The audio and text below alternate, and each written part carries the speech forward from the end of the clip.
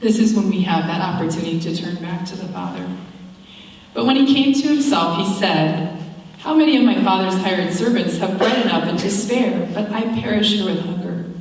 I will arise and go to my father, and I will say to him, 'Father, I have sinned against heaven and before you. I am no longer worthy to be called your son. Treat me as one of your hired servants.' And he arose and came to his father." The son goes to the father, not yet out of his recognition of the father's love for him, but rather motivated by his material needs. So God the Father allows even impure motives to move us toward himself. When our hearts have wandered away in a big or small way, we've tried to do things on our own, he mercifully allows us to be miserable or dissatisfied with life. The Catechism puts it this way: the desire for God is written in the human heart, because man is created by God and for God, and God never ceases to draw man to himself. Only in God will he find the truth and happiness he never stops searching for. So holiness is this constant movement of our hearts toward the Father, even if our motives are not completely pure. But while he was yet at a distance, his father saw him and had compassion and ran and embraced him and kissed him. And the son said to him, "Father, I have sinned against heaven and before you. I am no longer worthy to be called your son." But the father said to his servants, "Bring quickly the best robe and put it on him, and put a ring on his hand and shoes on his feet, and bring the fatted calf and kill it, and let us eat and make merry. For this my son was dead and is alive again. He was lost and is found." And they began to make merry. So what does the son do? He starts off with a prepared speech out of fear. Fear of the Father. The Father all along. The moment we turn and reorient ourselves and take one step toward the Father, he opens his arms and embraces us. But notice the robe, the shoes. It's kind of overkill, isn't it? I mean, when you think about it, it's like robe, shoes. What else is he going to bring out? A crown? I don't know. You know, it's overkill. I mean, it would have been enough for the Father to embrace his Son, wouldn't it?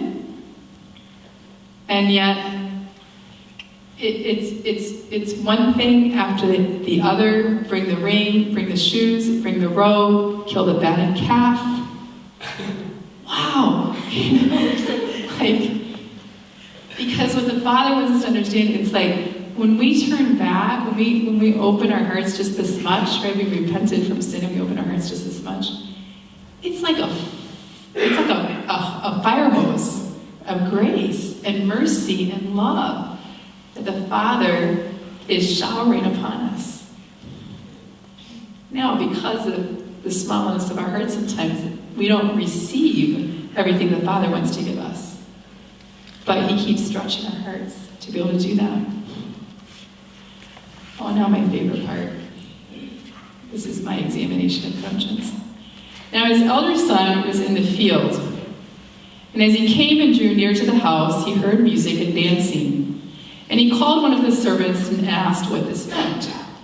And he said to him, "Your brother has come, and your father has killed the fatted calf, because he has received him safe and sound." But he was angry and refused to go in. His father came out and entreated him, but he answered his father, "Behold, these many years I have served you, and I have never disobeyed your command. Yet you never gave me a kid that I might make merry with my friends. But when this son of yours came, who has devoured your living with harlots, you killed for him the fatted calf." Exclamation point. It's the only exclamation point in the story. This guy was yelling at his father. And he said to him, "Son, you are always with me, and all that is mine is yours." It was fitting to make merry and be glad. For this brother was dead and is alive. He was lost and is found. Notice again that the elder son is also focused on what he wants his father to give him. And in fact, it's interesting that it's not any loftier of a gift than the younger son. In fact, you could even argue that it's less. That the older son is actually asking for less. It might seem like he's asking for more at the end, but he's actually asking for less. It's just a kid goat. All he wants is a kid goat from this father who wants to give him so much more, right? So this elder son lacks kind of that wholehearted passion displayed by the younger son. At least the younger son was like, "I want it all. Yeah, give me it all." All right. The older son is enslaved in a lie. The lie that he has to earn his father's love, the lie of perfectionism, which leads him to both excuse and accuse. "I never disobeyed you." Really? Yeah. Right? Really? Well, evidently he doesn't see it. "And you never gave me." Never. Excuse and accuse. Because he's bought into this lie, right? That he has to earn the Father's love. Why did Jesus include this part? Because being with the Father is not a matter of physical proximity. If that were the case, the priests and religious would, of course, be holier than anyone else by far. But unfortunately, we know that this is not always the case. Because it is not enough to live in the Father's house. This is why this is an examination of conscience for me. We must live in the Father's heart. We must be with Him. And the temptation of good people is to think that doing holy things makes us holy. I go to Mass, I pray the rosary, I kneel on glass. Not really. I don't want you to think that. That's just in case you don't know anything about religious life. All right. But you get the picture, right? It can make us holy, right? It should make us holy. But it only makes us holy if we allow ourselves to actually be embraced by the Father in and during these holy things, right? These holy prayers. Yay, I'm under time. Okay, so really, this is it. So it kind of reflects, Sister had a beautiful reflection on the presence of God, God's plan.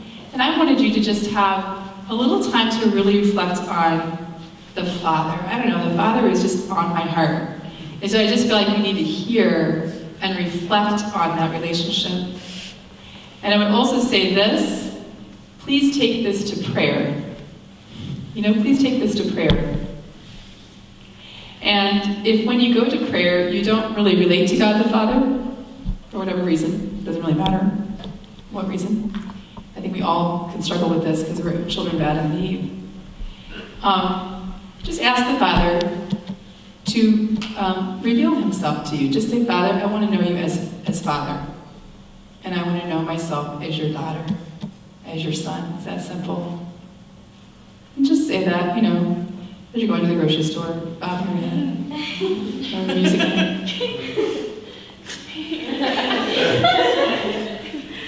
Anyway, never mind, I won't go there. Okay.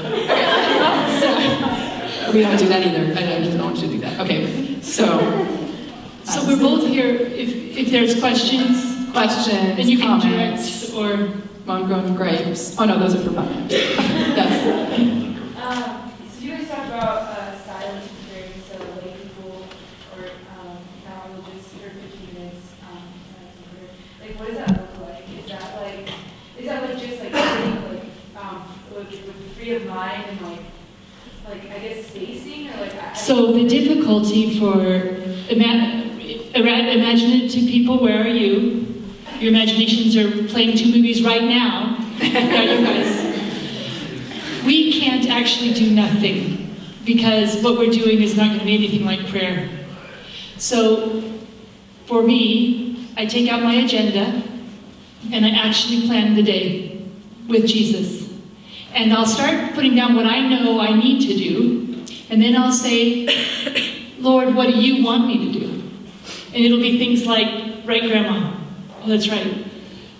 I won't have thought of them and I won't have planned for them. So those go down. And that takes me 5 minutes, 10 to go. So the next 5 minutes, I'm just being serious. The next 5 minutes, I take a gospel passage the way Sister just did. And I just lay it open, maybe 2 sentences, 4 sentences. You'll notice Jesus' parables, even this one, are never more than 10 sentences. Usually his parables are 2 sentences. So it's very good to put a parable open on your lap. And then I'll read maybe 3 times.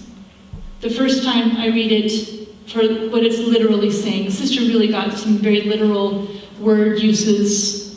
The second time, what does it mean to me? I don't know if you noticed, but after she said what was happening there, then she kind of picked it up and put it in our laps. What is it meaning to us? And then the third time I read it, I sort of pray with it. Father, I want more than a kid goat. I want you, but I don't know quite how to ask for that.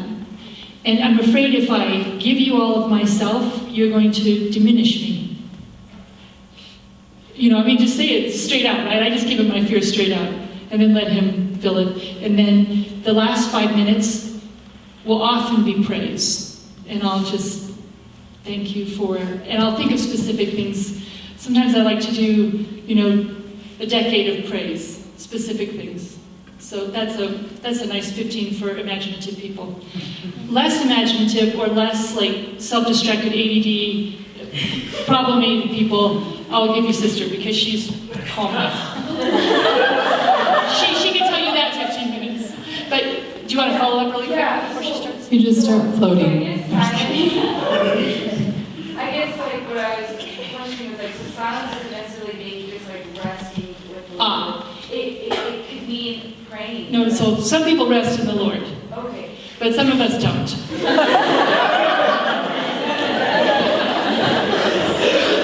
but I do sit there, him and me, and about 12 gear things.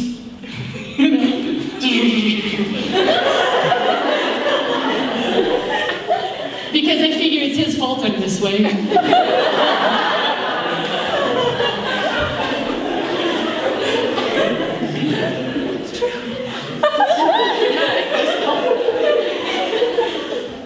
Another question, or do you want the quiet verse? Sister, tell them what you do. Do you see how much fun I had in the mission? Let me tell you. We could go on and on. We could tell lots of stories. What was I supposed to do? And there's your answer. 15 minutes for me.